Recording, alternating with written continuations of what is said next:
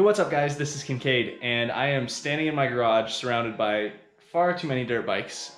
And I just purchased what may have been my most questionable bike yet.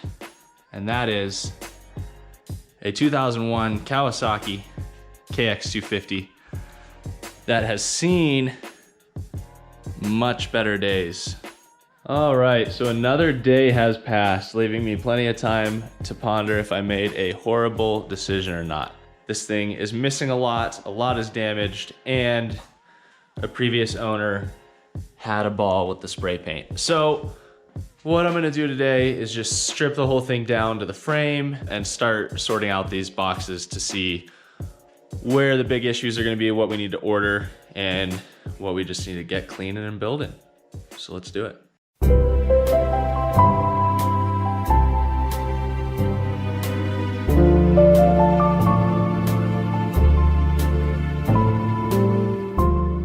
I got what was left of the bike taken apart and everything somewhat sorted out and organized.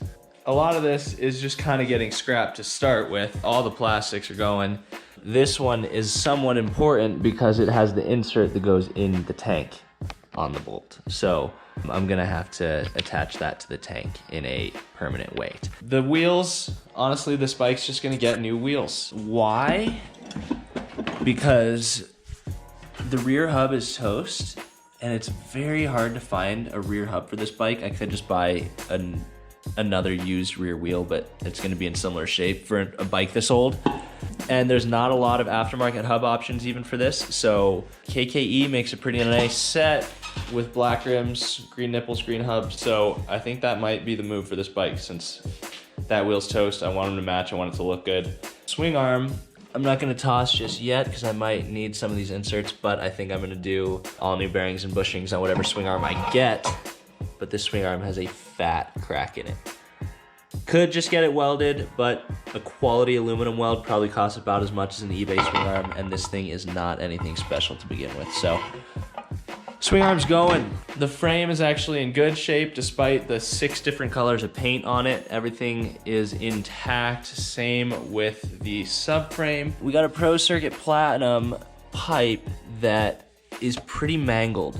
I've gotten pretty good at getting dents out, so I'm gonna give it my best shot.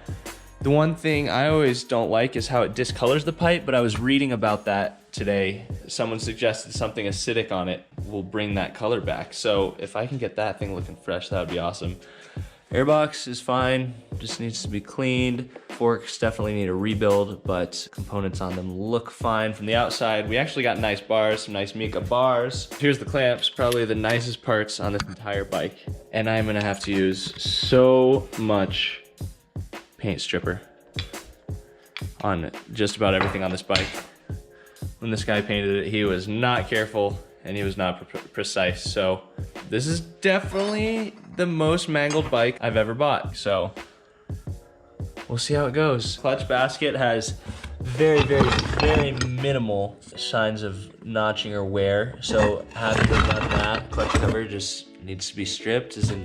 Most of the engine components are in nice shape, except we have one mangled cylinder head, and we have a nice cylinder head, which is right here. I don't know how or why the guy had multiple, but so we got a good cylinder head. Just so many random components. I mean, those are shift components and clutch springs. The transmission is in good shape. This is where we're gonna have some problems. This is a rather important piece. Which side is it? We have a case half with some pretty major damage. So I've been looking on eBay for case halves, but I found a guy who literally specializes in repair of crankcases. I'm gonna send some photos of this and see if he can help out. But if not, we're on the hunt for some eBay crankcases to get this thing together. The cylinder, I think, is in okay shape. It looks pretty good. There's one area on the exhaust port, I don't know how well you can see this with the camera, that is mildly concerning. I'm gonna send some pictures to Millennium, see what they think, maybe get the cylinder worked on, maybe not. Oh, and the most important part of this buy I paid $600 for the bike, and it came with new crank, piston, crank bearings, and gasket kit. So that's a big chunk of the rebuild right there. Oh, and I forgot to point out how hyped I am that the radiators are damn near straight. That is not something you expect on a clapped out old bike. And for real, someone took the time to cut it to be able to staple it like that. How ridiculous. And there's literally a towel in it. I love it. All right, so I'm looking for a swing arm. This one looks pretty promising. Go to look at the photos. Could you take worse photos of a swing arm? Shadows in all the most important places. This one's gonna be a no-go for me, boss. All right, so I heard back from Gary at Ironhead Cycle, who said he can go ahead and tackle this crankcase repair. So what I am going to do is get all of this JB weld off, get all of the bearings removed and all of the other parts and seals removed from the cases, and send them out.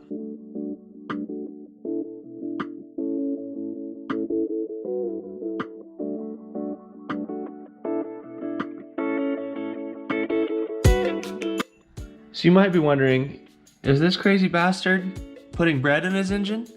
And yes, this is called the bread method. I learned about it from a guy at Napa Auto Parts because I don't have a blind bearing puller small enough for bearings like this.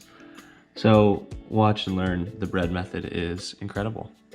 So the idea behind the bread method is that you fill the entire volume of space behind the bearing with bread and continually add more, filling that space to force the bearing out. So as it starts to pop out, you keep adding bread because as the bearing is popping out, obviously space is opening up. So you need to keep constant pressure on the back of the bearing for this to work.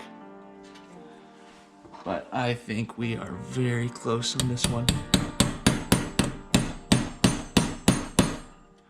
See it pop up another millimeter there? Here we go. And that is how you bread method a bearing.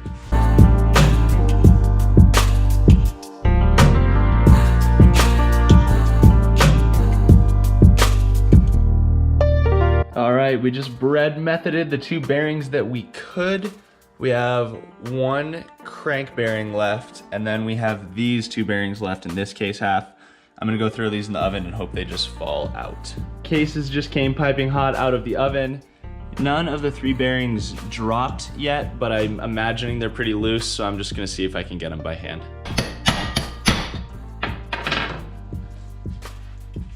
Got that crank bearing.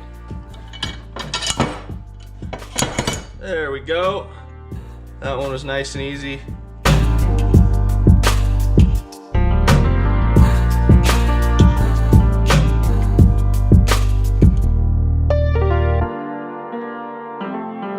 Finally got that bearing out. Ended up just taking a lot of force with the slide hammer. And then I went in and got all the JB weld off of this to actually assess the damage and what had gone on. So looks like the rod punched a hole straight through the case, but Gary at Ironhead Cycle said he has seen worse and he thinks that he can get this thing looking usable and strong again. We got the crankcase all bolted up. Gonna throw it in a box and hopefully see this thing in a couple months without a giant hole in the bottom of it. Might as well tackle the pipe now. What are the chances I can get this thing looking almost new?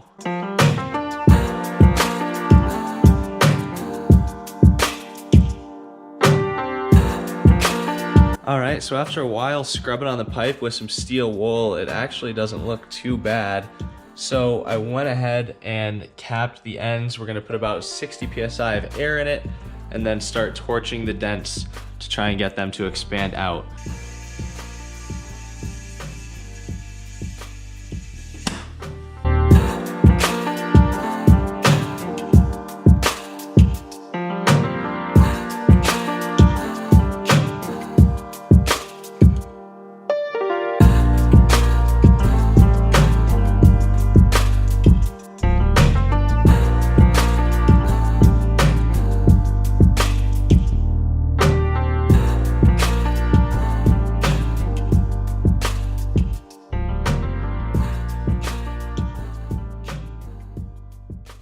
The pipe has come a long way in a couple of hours. And I did actually get the discoloration to go away with a little lime juice. It's still a little more dull than the original finish, but with a little bit of polish, it looks pretty darn good. I'd like to go in and touch this up a little bit more where the carbon is just on there like crazy. I'm waiting on a couple Dremel wheels to come in the mail that'll be good for kind of polishing. So I might go over the pipe one more time, but overall, definitely very usable and a major improvement from what we started with. I finally got a bench grinder. It's a grinder on one side and a buffer on the other. And I actually bought it primarily for the buffer because I'm gonna put some Scotch-Brite type wheels on there and do some polishing of the KX frame, triple clamp, some other parts. So that will make the process way easier, but the grinder is something that over the years I've always been like, damn, a grinder would be nice right now. All right, I think that is all I have for you guys for this first build video. We have the bike all sorted out, completely stripped to the frame. We have the crankcases sent out for repair. Obviously the heart of the bike, the engine, so that is priority number one. But my next steps moving forward are going to be to strip the paint off of everything I don't want all this old nasty paint on to paint things. So I'm gonna do black frame and subframe is the plan. And then a handful of other parts are getting painted. Some of them are just getting stripped and polished. Feedback for this series, this is the first time I've kind of done an actual build series on a bike instead of just time-lapse, which I will also be doing just kind of a full time-lapse video at the end of it. But if you guys have any suggestions for what you want to see more of, what you want to see less of, I'm all ears. So anyway, thanks a lot for watching and stay tuned for episode 2.